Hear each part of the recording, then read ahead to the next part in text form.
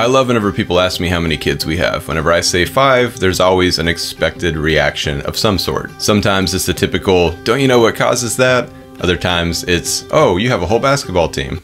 Originality is not a requirement when responding to someone who just told you he has 5 kids. When we keep talking, and hopefully the conversation gets serious at some point, they say, well, how can you afford to feed 7 people? We decided years ago that we weren't going to sacrifice on health or nutrition just to save money on groceries. So we've done the work to discover a system that works for us so that you don't have to. You just have to watch this video, and all of our work is done for you. You can eat well without going broke. And the system that we developed allows us to feed our family of 7 for less than $500 a month. That's what we spend on groceries. $500 a month is our budget. So how do we do that? Let's talk about it.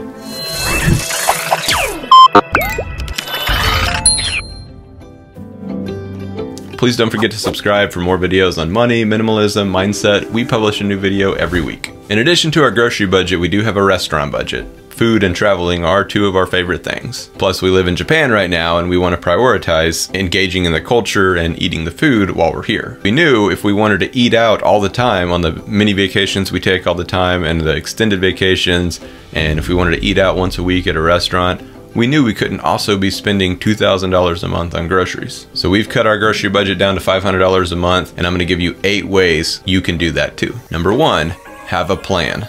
If you get nothing else out of this video, remember that if you plan out your grocery budget, you're going to save money and you're gonna have less waste. Simple meal planning really is the easiest way to save money on food. And all you have to do is make a list before you go to the store. A lot of people can order online now, and you can actually just go through and order everything while you look through your pantry to see what you have and look through your refrigerator, and you can make the order online so that you can't spend more, and then you can do the curbside pickup so you don't even have to go into the store and be tempted. Planning is the key to not overspending, especially on groceries, and it's not that hard to plan. Plan your meals, make a list around those meals, buy those groceries. Don't buy things that aren't on the list. So a quick breakdown of how to plan meals and how we do it.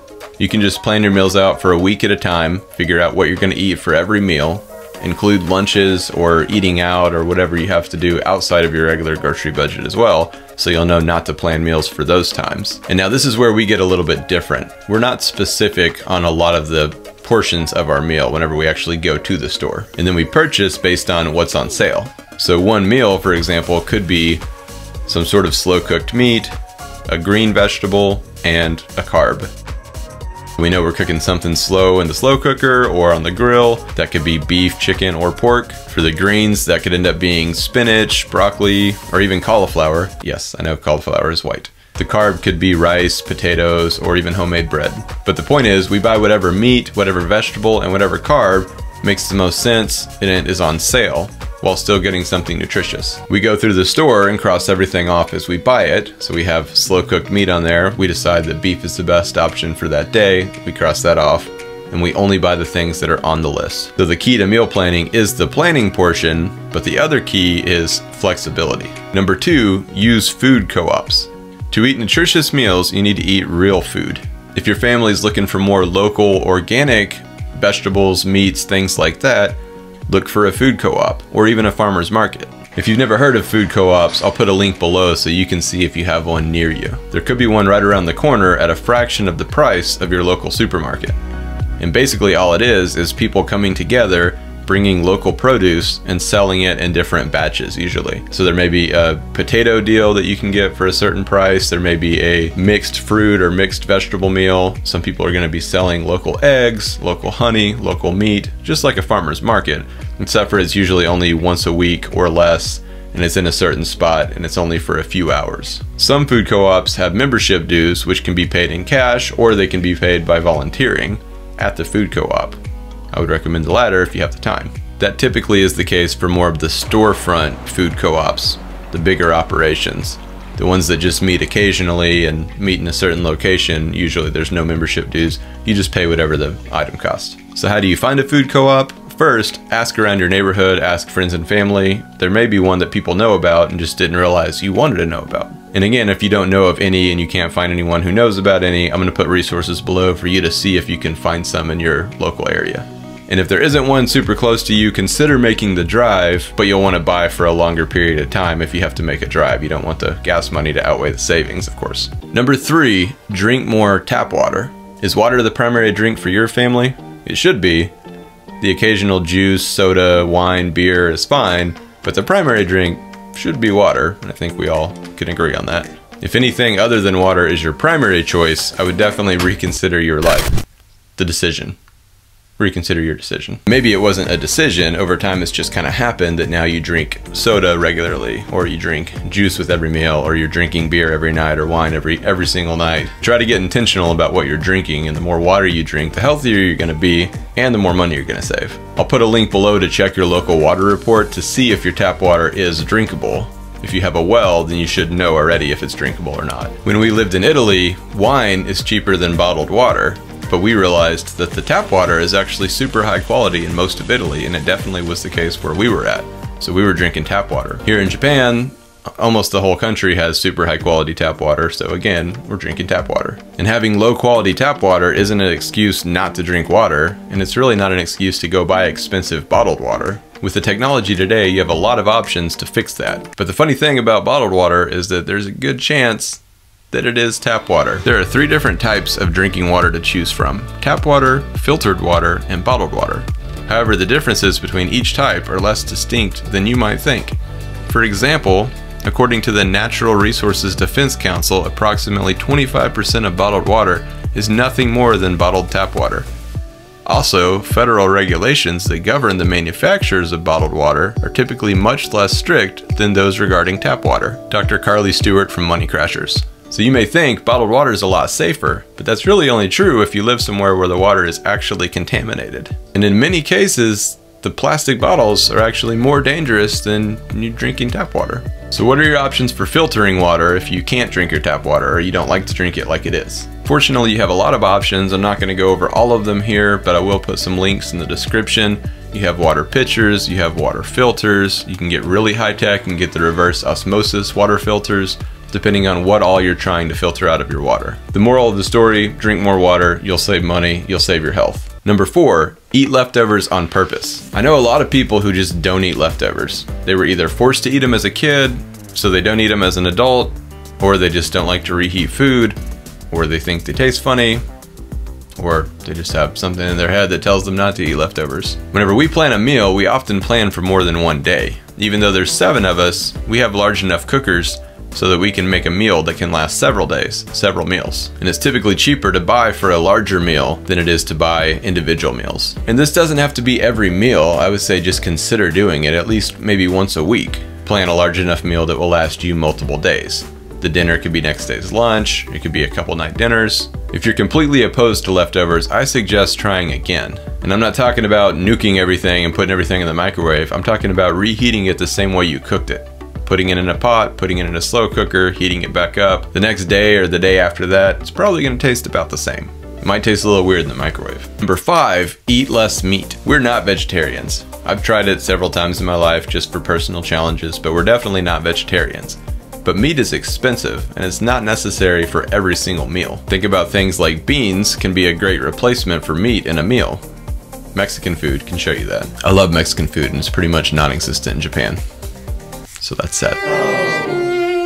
But it's common for our family to eat a meatless meal at least a few times a week. There's plenty of great options out there, so you don't even miss the meat in the meal. If you don't want to completely eliminate meat from the meal, consider using meat as a side, not as the main course. Maybe a baked potato or a baked sweet potato could be the main course, and then a small portion of meat could be a side.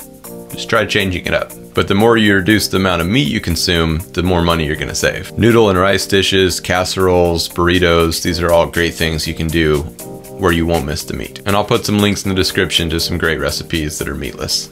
Recipes that we've actually used. Number 6, stop wasting food. According to the NRDC, 40% of the food in the US is never eaten. Why? Often because we fail to plan our meals, which leads to wasted and rotten food. Often you can still use the food that you're throwing away. If it's completely spoiled and molded, then you can't really use that. But think about things like using really ripe bananas in banana bread, stuff like that. Or better yet, plan all your meals out and you won't have wasted food. The NRDC actually goes on to show that Americans waste almost $2,000 a year on food per family. When we waste food, we're not only wasting money, but we're not being good stewards of our food or our money. Number 7, buy frozen fruit and vegetables. It's always best to buy fresh produce. We all know that. Buying organic is a great thing, buying local is a great thing. I think we're mostly all aware of that. However, if you want to save some money and get a very close nutritional value, buy frozen fruit and vegetables. According to several studies, when you're comparing frozen and fresh in the supermarket, frozen may actually have a higher nutritional value due to where the fresh produce is picked and the length of time it's stored afterward. Frozen vegetables are often blanched, the process of placing the vegetables in boiling water for a few moments prior to freezing, which can reduce the nutritional value. But this is similar to how the storage time of produce often reduces the nutritional value of fresh produce. Fruit isn't blanched because that would give it a weird texture, but vitamin C and/or sugar may be added. The bottom line is, if you're buying fresh local produce, like at the food co-ops we talked about, then yeah, buy fresh. But if you're buying from the store, buy frozen. It's a lot cheaper, you can store it for a lot longer, and it often has a higher, or at least equal, nutritional value. Maybe a little less at times. Depends on the fresh and the frozen you're buying. And number 8, stop buying fake food. What is fake food? The stuff on the shelves posing as food that's really not food at all. The overprocessed, unhealthful, high sugar junk. Snack foods, sodas. Think center of the grocery store. Most of the stuff that comes in boxes, the stuff that has to make nutritional claims, that stuff. Stop buying it. Junk food is a staple in America, and it's sad because you can go to most other countries. We always love to go to grocery stores when we're in other countries, and we'll look at the American section, and it's almost always snack cakes, Twinkies, donuts. It's probably the most unhealthy part of the entire store. And on top of junk food, you have fast food. According to the CDC, more than 1/3 of Americans eat fast food every day. Junk food, fast food, and just fake food in general is killing us. I mean, food ultimately is the #1 cause of death. And if you cut the fake food out of your budget, not only are you cutting a huge part out of your budget, but you're probably adding a huge part to your life. We typically only buy any sort of junk food or snack cakes whenever we go on extended vacations. It's one of the benefits that we get the once or twice a year when we go on the 2 or 3 week vacations. We let the kids get a box of snack food, and they like it because it's in moderation. So finally, let's talk about your grocery budget. If you can reduce it to less than $500 a month, depending on the size of your family, that's awesome. $100 per person per month is also a great rule of thumb. The point is, be mindful and intentional in the things you buy, track it, and plan it. And don't get caught up in why you can't do this and why you have to spend so much on groceries and how this isn't possible. The $500 is really just a guideline, and that's what our family does. That's not the point. So there shouldn't be a whole lot of, I could never do that, or that's not realistic. I mean, it is realistic because we do it. Or you're part of the country, we live in Japan, it's expensive. Italy was expensive. So people will say, I live in California or New York or somewhere where the food's a lot more expensive, I could never do that. You can still do it, you just have to get more creative. And if you live in those places, there's probably online options that are cheaper for fresh produce even. Just make adjustments, cut where you can, and try to spend less on groceries. Making any sort of excuse as to why you can't is just gonna keep you right where you're at. It's not gonna help you, it's not gonna help anyone. Just think through it and think outside the box into ways that you can save money on groceries. Whether you're spending less than $500 or if you're spending more, just think outside the box. We've lived on this budget in the middle of Arkansas, in Oklahoma, also in San Diego, California, in Venice, Italy, and now in Japan. We've lived on this budget, so you can do it anywhere. Please don't forget to subscribe for more of the videos on money saving tips, our travel experiences, minimalism. Check out my book, Intentional Children, if you're interested in raising intentional children. I'll put a link to that below. That is all for today. I will see you next week.